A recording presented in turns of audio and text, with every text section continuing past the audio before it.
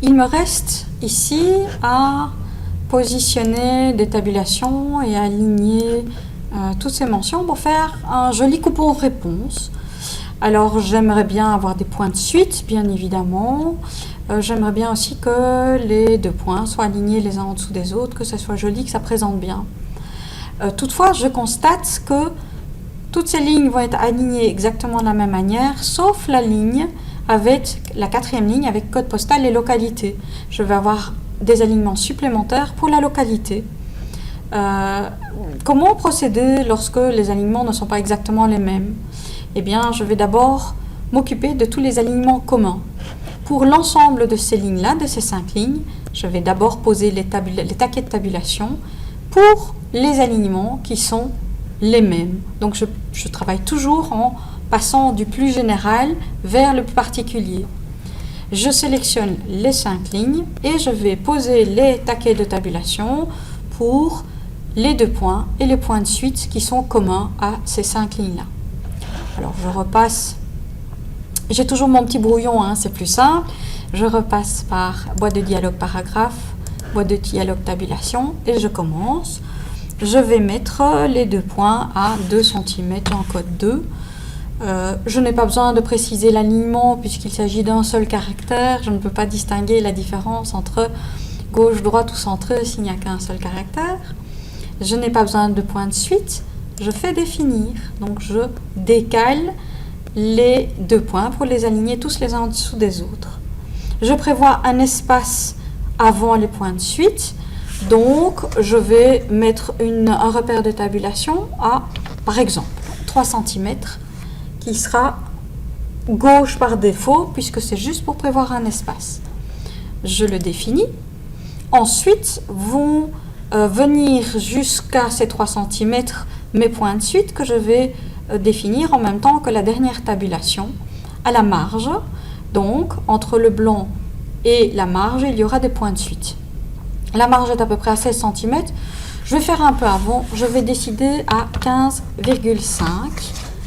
Je garde l'alignement gauche puisque je n'encode pas de texte. Et cette fois-ci, je lui demande d'ajouter des points de suite.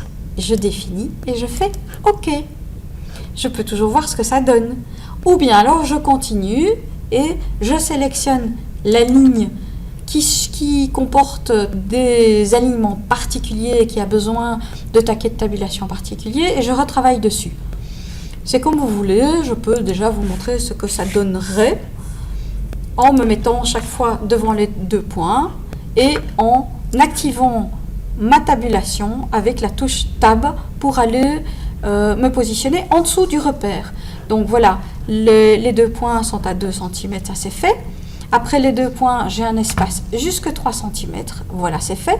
Et puis j'appuie encore une fois pour la tabulation qui se trouve presque à la marge et qui comporte des points de suite qui remontent à la tabulation suivante à 2 cm. Je fais ça pour toutes les lignes et voici ce que je vais obtenir. Voilà le résultat. C'est très joli, il faudrait peut-être un petit peu aérer les lignes pour permettre aux personnes d'écrire, de remplir le coupon réponse. C'est très joli, sauf sur cette ligne-ci, où la mention localité vient dans le chemin. Effectivement, la localité a besoin également d'un repère un peu décalé. On va peut-être laisser, je ne sais pas moi, 2 cm pour le code postal à peu près. On pourrait mettre la localité à 5 par exemple, ou 5,5. Décaler aussi les 2 points de la localité, laisser un espace et prévoir des points de suite par après.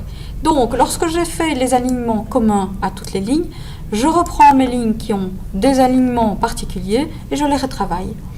Alors, retournons dans la boîte de dialogue et positionnons à, mettons, 5 cm et demi ma localité. Voilà, ma localité par défaut, je vais l'aligner à gauche s'il n'y a pas plusieurs lignes de texte. Mon texte, comme je l'écris de gauche à droite, par défaut, je garde toujours la gauche. Là, je vais prévoir des points de suite, définir. Ensuite, je vais mettre les 2 points, je vais les décoller à 7 cm et demi.